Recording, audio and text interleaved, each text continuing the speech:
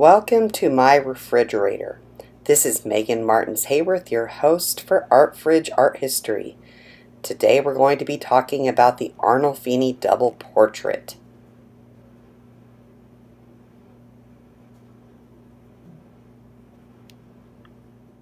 Welcome to my debut video on Art Fridge Art History. Like I said, we're going to be talking about the Arnolfini Double Portrait. It's also sometimes known as Giovanni Arnolfini and his wife by Jan van Eyck. Jan van Eyck was a Flemish painter of the Northern Renaissance, and this was painted in 1434. It's tempera and oil paint on an oak panel, and it measures close to 3 feet by 2 feet. Currently, it is at the National Gallery in London, England. We're going to be talking about this interesting painting. It's one of my favorites to look at and to analyze, and I think you'll enjoy it too. You might think that you're looking at a ancestor of Vladimir Putin, but no, this is Giovanni Arnolfini, we think, and he was an Italian merchant living in the city of Bruges, what is then called Flanders. And in Bruges, he was importing things, I believe, including fabrics from Florence, Italy. Anyway, Giovanni Arnolfini is shown here with, we believe, his second wife, and there's some conjecture about what exactly it is we're seeing. One of the things you might notice is that they are holding hands, which has led some people in the past to believe that this was a wedding ceremony taking place because they're holding hands and he's holding up his hand almost as if he's giving a solemn vow. But most scholars disagree about that. They don't think that that is accurate based on the dates we know of his marriages. Some scholars think that this could be Giovanni conferring onto his wife like the legal authority to conduct business on his behalf, or something. Some people think that it might be a memorial portrait of his second wife. We're not entirely sure what this is, but there are some pretty cool things to look at. And we usually talk about the symbols that we see in this painting. Okay, so let's look at some of the symbols in this room, and we're going to spend a little bit of time talking about those. You might notice, and we'll look at this overview first, that above their heads is a chandelier. And if you look closely at the chandelier, there's a single candle, and we'll talk about that in a moment. We're also going to be looking at that convex mirror on the back wall and the signature above it. If you look closely behind her head, against the wall is this carved bedstead, and we're going to look at the carving on the top of that post and the broom hanging from it. We're also going to talk a little bit about that dog and the shoes on the floor, the oranges on the windowsill, and even the color of her gown. Okay, so one of the first things we'll kind of take a deeper look at are those oranges. This painting, in a lot of ways, talks about the wealth of Arnolfini. When we look at it, we see that they are standing in what looks like a bedroom, but actually it's more of a main reception room inside their kind of beautiful home, kind of like a mansion. And you might think it's a little odd that a bed would be in their main room, but actually that was fairly common during those times, to have some of your better furniture out there in the room. So this isn't actually a portrait of them in their bedroom, which would be a fairly intimate room, right? This is more of a reception room. And so we see them standing together, and like I said, this is a painting about their wealth. Everything from the clothes they're wearing to the furnishings and even those citrus fruit in the window reflect their wealth. For instance, in Flanders, in a northern climate like this, citrus fruit does not grow. And so the fact that they have like multiple oranges shows their wealth, because they could afford to import these from southern climates before they've gone bad. And so again, it shows kind of like the amount of wealth that they have. prosperity, and oranges can also be seen as a symbol of fertility. Okay, let's back at the symbols here. Let's also look at the shoes on the floor. If you look closely in the lower right-hand corner, or sorry, left-hand corner, are Giovanni's shoes, and they kind of are covered with mud, kind of like a wooden clog type shoe. And that shows, again, that his world, his life happens outside the home because they have mud on them. And then if you look between them in the back, you see a pair of red sandals, these kind of little slippers, and those are hers. And a lot of people used to think this was actually a wedding ceremony because their shoes are off. Something important seems to be happening here. And sometimes in the past, when important ceremonies, especially ceremonies before God, you would take off your shoes as a sign of like humility. And so we see their shoes are off, and it seems like something solemn might be taking place here. Also, if you look between them, directly on the ground in front of them is this little dog. Now, this little dog, and dogs traditionally, symbolically, have been linked to fidelity or loyalty. And they're a common symbol of marriage, wedded bliss, if you will. And that's because one of the expectations of marriage, of course, is this idea of loyalty. So it's not likely that this was a pet. Instead, it's a symbol of marital bonds. Okay. Also, we're going to look at that chandelier up above their heads a little more closely. If you look at the chandelier, you can see that there is a single candle.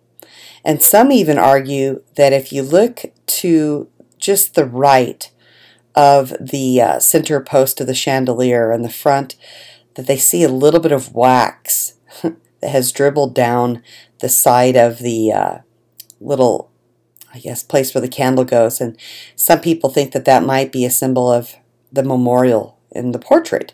The idea that her life has passed, her candle has burned out, leaving just a little residue behind of memory, and that his is still burning. Still, other people think that that candle represents the presence of God. After all, there's no need for a lit candle in a daylight room. And there's a single candle too, and that seems perplexing. On a chandelier, you'd think there would be more candles for light, but instead there's one. So that's made a lot of people think that there's a significance to that candle. And again, that little bit of wax on the other one makes some people think that this is a memorial portrait and that her life has ended. Also, if you look between them, there's a mirror on the back wall, and above it, the signature of the artist, but it's not just a signature. In a Latin inscription, it says Johannes van Eyck voet hic, which means basically Johannes van Eyck was here. That's not a really typical way of signing an artwork. It's kind of odd, in fact, to think of was here as the way this is signed. And that has led some people to think that he's actually present in this room with them. And if you look at the mirror on the wall, you can see that we can see the backs of Arnolfini and his wife, but in the doorway are two people, one in blue and one in red. And some people have thought that maybe this is the artist and a servant or an assistant visiting this couple. We do think that Arnolfini and Jan van Eyck were familiar, if not friendly, because we have one other portrait at least of Arnolfini done by Van Eyck. But anyway, in the doorway we see two people. It's not really clear because if you look at this mirror on the back wall, it's actually about the size of like a 50-cent piece. That whole mirror is a very small detail. And if you really start to look at the mirror around it, you see scenes basically kind of enameled or painted on of Christ's passion. At the top, for instance, we see the crucifixion. And that all of those little details are less than 1/4 of an inch big, very, very small.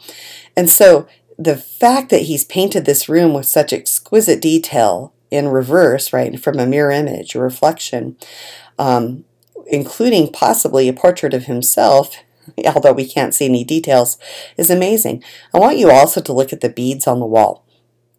It's incredible that we can not only see the shine of the glass, but we can also see the reflection through the glass beads reflected onto the wall.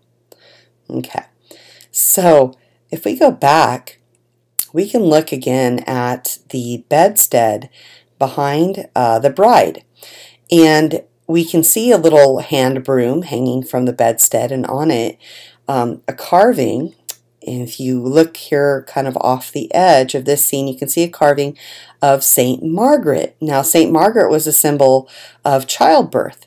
And so these are both symbols, the broom and Saint Margaret, of the role of this woman as a domestic housekeeper and basically the mother of the heirs of the Arnolfini family. And those represent her duty. Another thing I want you to notice is her position in the room. That is also considered kind of symbolic. She's off to the right side against the interior of the home, where she would spend the majority of her time indoors. And he is near the window. And some people think that that represents the fact that his work is outside of the home, kind of talking about traditional gender roles during this time period and the expectations that each of these basically this couple would have in their relationship. So we do think it is something about marriage after all, even if it is a memorial portrait of her.